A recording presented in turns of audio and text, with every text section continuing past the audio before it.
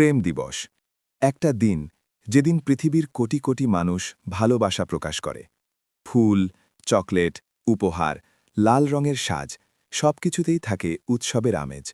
কিন্তু একজন মুসলিমের জন্য এই দিনটা কি শুধু ভালোবাসার দিন নাকি এটা হতে পারে ঈমানের একটি কঠিন পরীক্ষা আজ আমরা জানব ভালোবাসা দিবস আসলে কি এবং ইসলামের দৃষ্টিতে এর বাস্তবতা কি প্রেম বা ভালোবাসা এটা মানুষের স্বাভাবিক অনুভূতি মানুষ ভালোবাসবে এটা আল্লাহর দেওয়া স্বভাব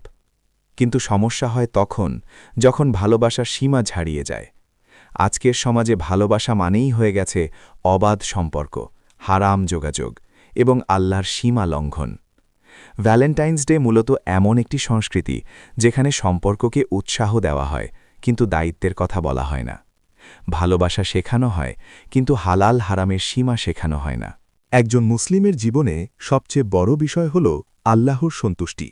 এখন ভাবুন যদি কোনো কিছু আপনাকে আল্লাহ থেকে দূরে নিয়ে যায় তাহলে সেটা কি সত্যিকারের ভালো হতে পারে এই দিনটায় অনেক তরুণ তরুণী হারাম সম্পর্কের দিকে ঝুঁকে পড়ে অপ্রয়োজনীয় যোগাযোগে জড়িয়ে যায় এবং ধীরে ধীরে ঈমান দুর্বল হয়ে যায় এই কারণেই অনেক আলেম বলেন এটা শুধু একটি দিন নয় এটা ঈমানের একটি পরীক্ষা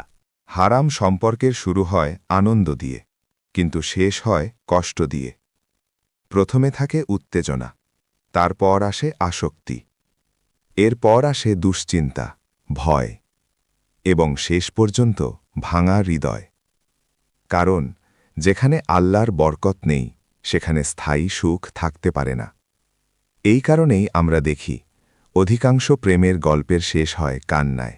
ইসলাম কখনো ভালোবাসাকে নিষিদ্ধ করেনি বরং ইসলাম ভালোবাসাকে পবিত্র করেছে ইসলামে ভালোবাসার সবচেয়ে সুন্দর রূপ হল হালাল সম্পর্ক স্বামী স্ত্রীর ভালোবাসা পরিবারের ভালোবাসা এবং আল্লাহর জন্য ভালোবাসা এসবই হল প্রকৃত ভালোবাসা যে ভালোবাসা আপনাকে ভালো মানুষ বানায় আল্লাহর কাছে টেনে নেয় এবং আপনার জীবনে শান্তি আনে সেটাই সত্যিকারের ভালোবাসা এই দিনে একজন মুসলিম কি করবে প্রথমত নিজের ঈমানকে শক্ত রাখতে হবে দ্বিতীয়ত হারাম সম্পর্ক থেকে দূরে থাকতে হবে তৃতীয়ত ভালোবাসাকে সঠিক পথে ব্যবহার করতে হবে পরিবার বাবা মা এবং হালাল সম্পর্কের মাধ্যমে কারণ আল্লাহর সন্তুষ্টির জন্য ত্যাগ করা ভালোবাসা কখনো বৃথা যায় না